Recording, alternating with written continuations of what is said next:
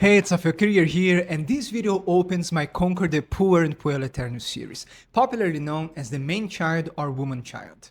And honestly, I dare to say that in people under 40, most of their psychological problems stem from avoiding truly becoming an adult and fully taking responsibility for their lives. And I even analyze people approaching their 60s still dealing with this very same problem. And that's why I feel the duty to share everything I learned from overcoming the Puer Aeternus and all the insights I've gained after analyzing people from over 20 countries. I believe this is one of the main problems of our zeitgeist. And my human friends foresaw this issue in the 70s with her incredible book, The Problem of the Puer Aeternus. And since I read it, my life took on a new course. So let's begin.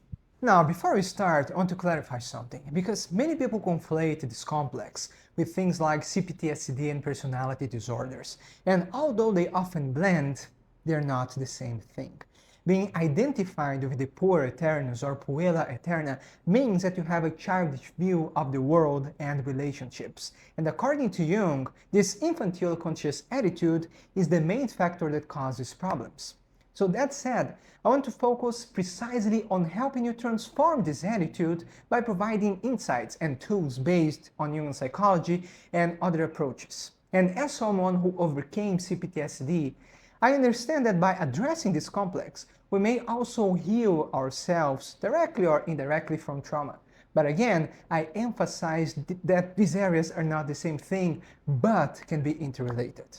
Now, the root cause of the Puer and Puer Aeternus is an unresolved mother and father complex, and that's exactly what we'll cover today. And everything is based on my book, Pitches Demystifying Jungian Psychology, and you can claim your copy when you join my newsletter, link down below. So let's start by quoting Jung.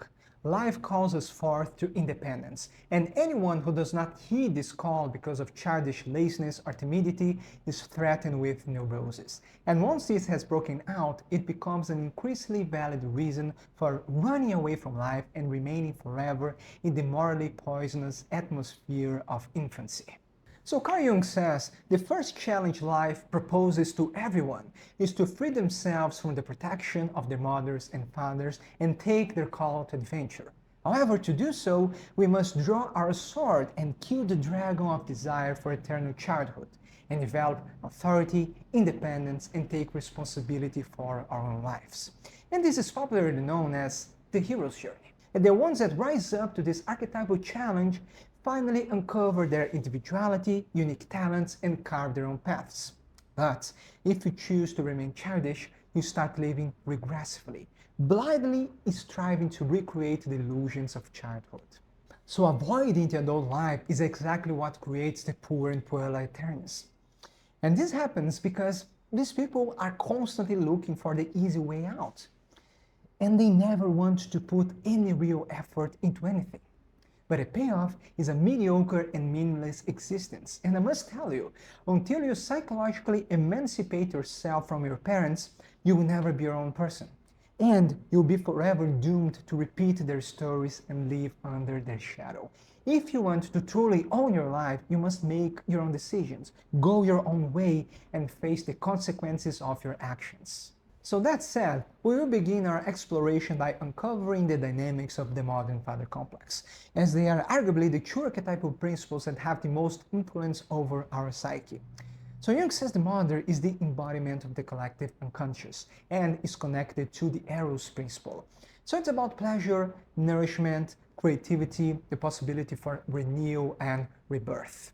And the mother usually determines how we relate with our own emotions and build relationships. In contrast, the father embodies the Logos principle and the spiritual realm. So it's about authority, responsibility, tradition, and preservation. The father is the law and represents the world of moral commandments and prohibitions. That's why he opposes the instinctual tendency of the unconscious. And something important, the father also gives us the possibility to overcome the world of the mother, develop our faith and relationship with the external world. So both principles balance one another, and the compensation to any side will lead to problems. So to make things very simple, for both men and women, too much of the father principle kills, everything that's related to the feminine principle, and too much of the mother principle kills every quality of the father principle. Now, in the son, the father serves as a model for the persona and the mother as a model for the anima. And in the daughter, things are switched. The mother serves as a basis for the persona, while the father serves as a basis for the animus. But I don't want you to worry too much about this now. If you want to learn more, you can check my whole series on the animus and anima over here.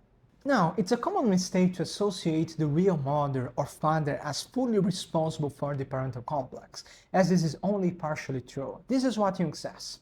Interpretation in terms of the parents is, however, simply a facade. In reality, the whole drama takes place in the individual's own psyche, where the parents are not the parents at all, but only their imagos. They are representations which have arisen from the conjunction of the parental peculiarities with the individual disposition of the child. Now, this evokes a crucial realization because everyone believes they know their parents or caregivers extremely well, but this couldn't be further from the truth. Because this relationship is mediated by an archetypal projection that evokes a lot of misjudgments, misunderstandings, and also give the parents too much power over us. Also, we always have to account for someone's conscious attitude and individual predispositions. In other words, how one reacts to their parents and environment also shapes the development of these images, or how I like to call it, the inner parents. And a classic example is the devouring mother. You know, the kind of smothering woman who is constantly sabotaging every attempt of their child to become independent. Now, I can't dispute that this is truly suffocating. But even though she might be objectively devouring, I'm sorry to tell you, but you have to realize that she only has this much power over you because this triggers something within. In reality, we are the ones devouring ourselves when we refuse to grow and take ownership for our lives. In that sense, our own inabilities and fears of adult life are projected upon the parents, and over time become a maneuver to avoid dealing with reality and realizing that the struggle is internal. And I know that at first this understanding might bring shame and frustration, but this is exactly what can set you free. Because if you can shift internally, the overbearing effect of your parents will not only diminish, but you will harness the necessary strength to conquer authority over your own life. And by the way, you can find a step-by-step to conquer the Puer and Puer Aeternus in my accessible course Catabasis, the Shadow Integration Manual. And if you're interested in working one-on-one with me, I also invite you to check my mentorship. Links in the description. So now let's move to the second part. So in practice, we can understand the effects of the parental complex in terms of a life script.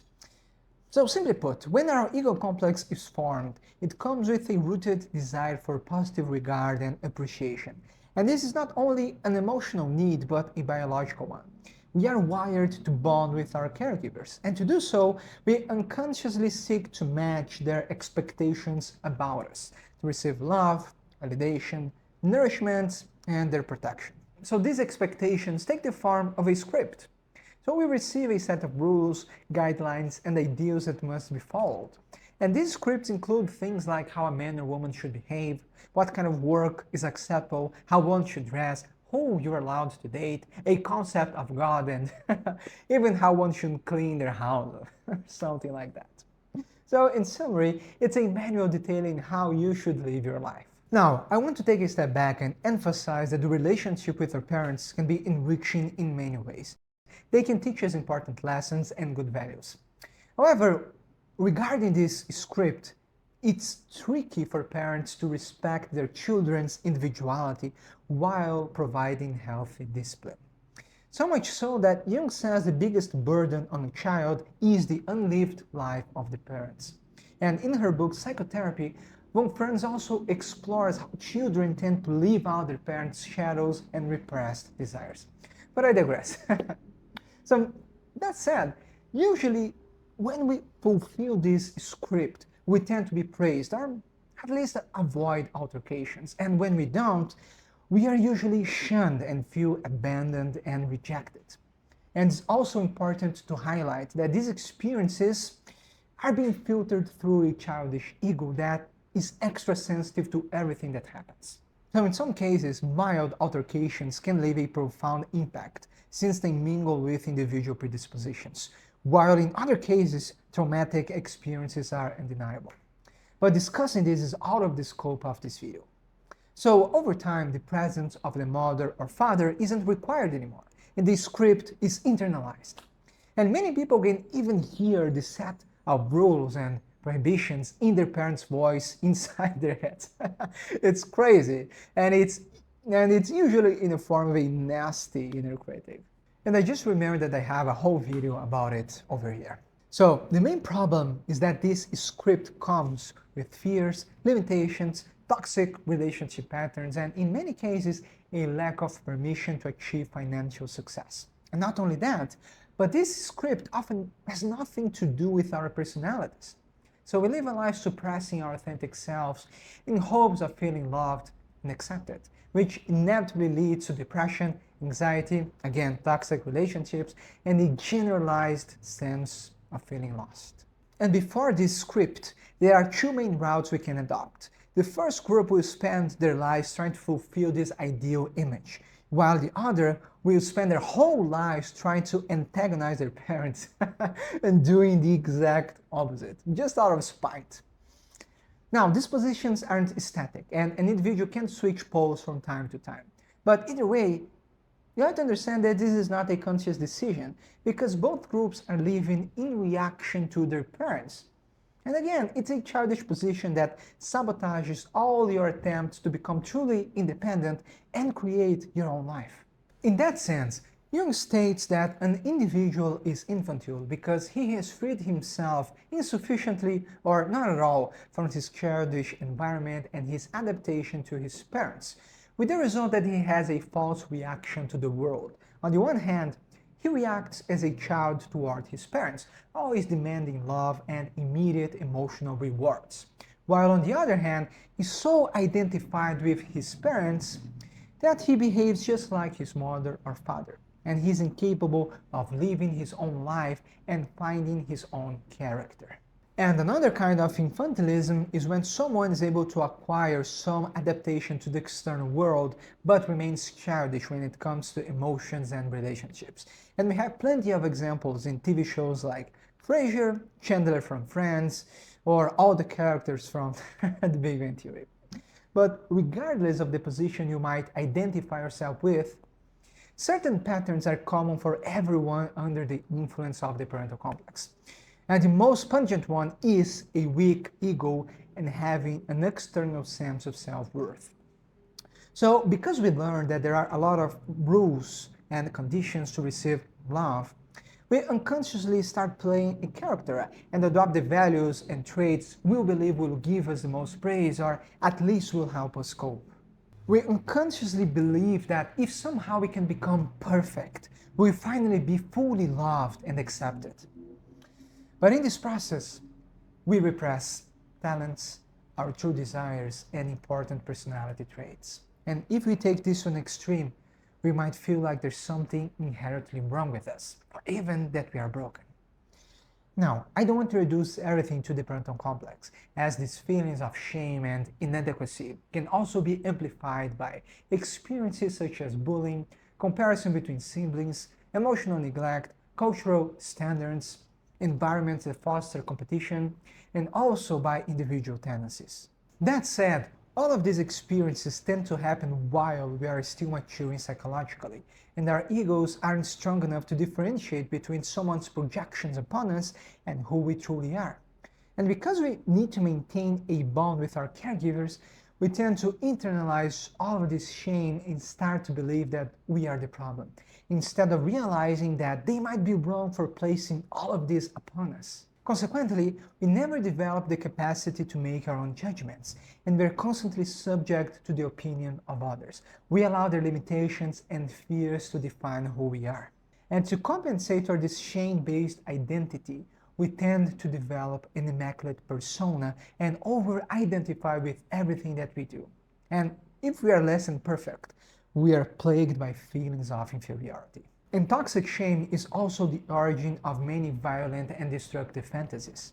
Because all of this internalized anger turns into poisonous self-hatred and the desire for revenge, when it should be directed to help us break free from the parental complex. Anger is just like any other emotion. It shouldn't be demonized because it always turns against us. Instead, we should find healthy ways to express it, such as placing boundaries and transforming it into a drive to pursue our autonomy and accomplish our goals.